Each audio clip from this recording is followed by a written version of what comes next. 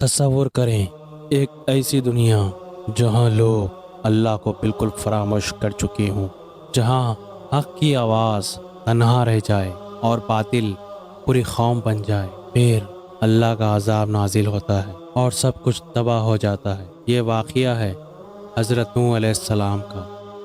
وہ قوم بتوں کے سامنے جھکتی تھی، ود، سوا، یغوت، یعوق اور نصر۔ یہ صرف پتھر کے بت نہیں تھے، یہ ان کے بزرگ افراد تھے جنہیں دھیرے دھیرے معبود بنا لیا گیا اور پھر شرک ان کی زندگی کا حصہ بن گیا۔ حضرت نوح علیہ السلام نے اپنی قوم کو دعوت دی، نرمی سے، حکمت کے ساتھ، کبھی دن میں، کبھی رات میں، کبھی پوشیدہ، کبھی کھلم کھلا۔ صرف اللہ کی عبادت کرو۔ لیکن قوم نے انکار کر دیا، لوگوں نے مذاق اڑایا، اپنے کانوں پر ہاتھ رکھ لیے اور حق سے منہ موڑ لیا۔ صرف چند افراد ایمان لائے۔ عرصہ دراز گزر گیا لیکن قوم کی سرکشی اور زیادہ بڑھتی گئی۔ آخر کار حضرت نوح علیہ السلام نے دعا کی، یا اللہ ان کافروں کو زمین پر نہ چھوڑ۔ پھر اللہ کا حکم آیا، کشتی تیار کرو ایسی جگہ پر جہاں پانی کا کوئی تصور بھی نہیں تھا۔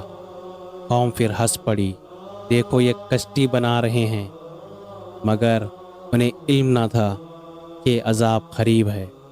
پھر اچانک آسمان سے مسلسل بارش برسنے لگی، زمین کے چشمے جوش مارنے لگے، ہر طرف پانی ہی پانی۔ یہ اللہ کا عذاب تھا۔ حضرت نوح علیہ السلام نے مومنین کو کشتی میں سوار کیا۔ ہر جانور کا جوڑا اللہ کے حکم سے کشتی میں جمع ہونے لگا، جانور، پرندے سب ایک جگہ۔ کشتی لہروں میں اٹھ رہی تھی جیسے پہاڑ چل رہے ہوں۔ اسی دوران حضرت نوح علیہ السلام نے اپنے بیٹے کو پکارا، اے میرے بیٹے، ہمارے ساتھ سوار ہو جاؤ۔ لیکن اس نے جواب دیا، میں کسی پہاڑ پر پناہ لے لوں گا۔ حضرت نوح علیہ السلام نے فرمایا، آج اللہ کے عذاب سے کوئی بچنے والا نہیں۔ پھر ایک زبردست لہر آئی اور اسے اپنے ساتھ لے گئی۔ اس لمحے یہ حقیقت واضح ہو گئی کہ نسب نہیں، صرف ایمان نجات دیتا ہے۔ پھر بارش رک گئی، پانی دھیرے دھیرے اتر گیا، کشتی ایک پہاڑ پر ٹھہر گئی۔ دنیا دوبارہ آباد ہوئی، لیکن ایک عظیم سبق کے ساتھ۔